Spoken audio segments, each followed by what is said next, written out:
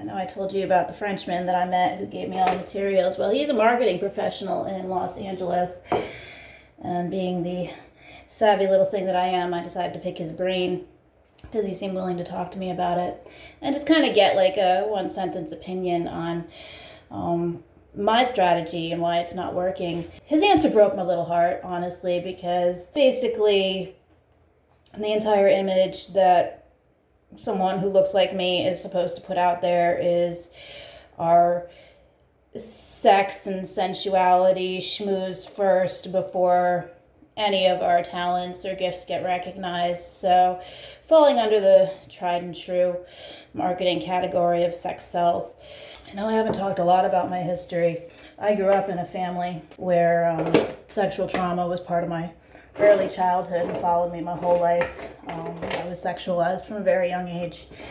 And I took it with me into adulthood, mainly because I didn't know any other way, and I fought against it for a really long time. But when I was 19, I ended up having to take a third job because I was living with a boyfriend who refused to work at all. The third job was becoming a model for artists and photographers in my area of New York. So I was going into Millbrook, and Millbrook is where all the money from the city goes to build their estates. And I ended up linking up with a few artists that paid me really well to take my clothes off and pose for them. It's the first time I'd ever done anything like that. I was a very conservative kid.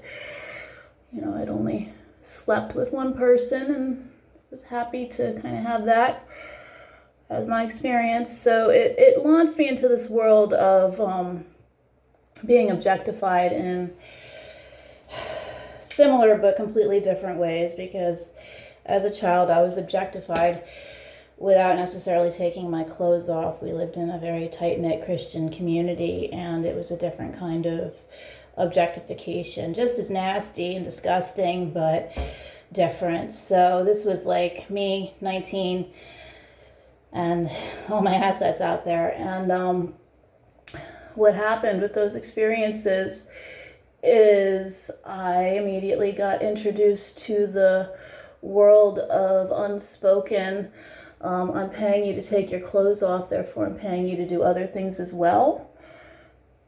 And it wrecked me. It wrecked me. I ended up being in that scene for probably 20 years, give or take. I ended up stopping all the posing and stuff for other people and doing my own photo shoots after about 2017.